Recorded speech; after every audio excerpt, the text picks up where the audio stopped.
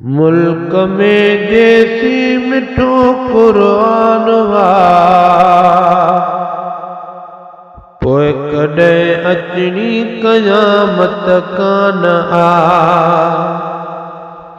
मुल्क में जैसी मिठो कुरान वा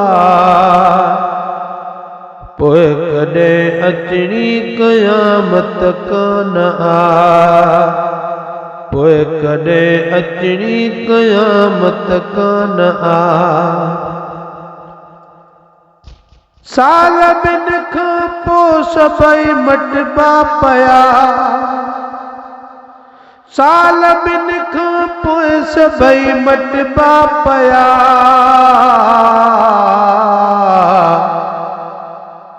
पर सलामत इन जो हर सामान आ।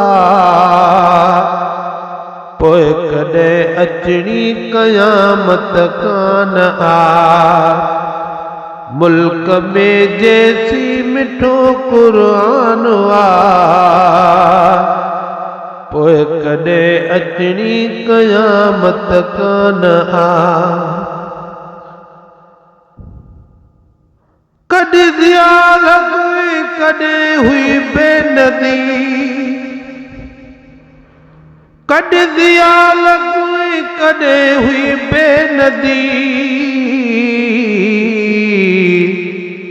अॼु उन्हीअ जाग ते टियों इंसान आ। पोइ कॾहिं अचणी क़यामत कान आ। मुल्क में जैसी मिठो कुरान आ पोइ कॾहिं अचणी क़यामत कान आ। साल 1410 गुज़री विया।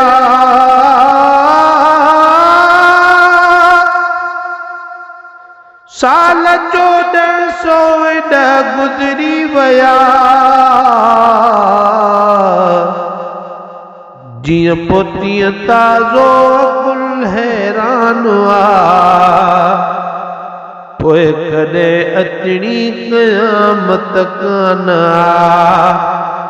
मुल्क में जैसी मिठो कुरान आ पोइ कॾहिं अचणी क़यामत कान आ। तिर जी तब्दीली अञा आई न आ।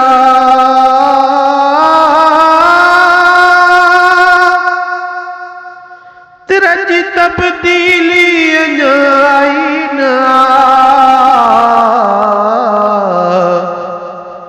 जो त रखवालो संदसि रहमान आ।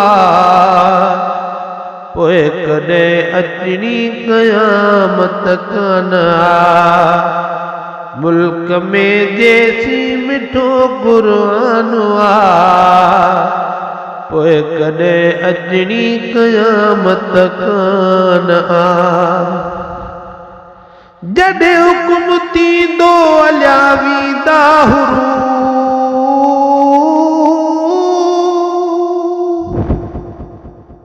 जॾहिं हुकुम थींदो अलिया वेंदा हुरूं। पोइ मिटाब मुल्क बस मैदान आ। पोइ कॾहिं अचणी क़यामत कान आ। पोइ मिठा पक मुल्क ई मैदान आ। पोइ कॾहिं अचणी क़यामत कान आ।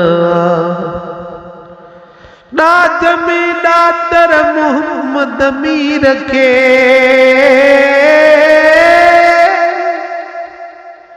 नाज में दातर मोहम्मद मीर खे फज़ल पंहिंजे सां ॾिनो फरुक़ान आ। पोइ कॾहिं अचणी क़यामत कान आ। फज़ल पंहिंजे सां ॾिनो फुरक़ान आ। पोइ कॾहिं अचणी क़यामत कान आ। शद्दमद ज़ेरू ज़बर पाराए पेश शद्दमद ज़ेरू ज़बर पाराए पेश जंहिं बि बदलाया उहो बेईमान आ पोइ कॾहिं अचणी क़यामत कान आ मुल्क में जैसी मिठो कुरान आ पोइ कॾहिं अचणी क़यामत कान आ ओ मैसर रोज़ मुसहफ़ पाक खे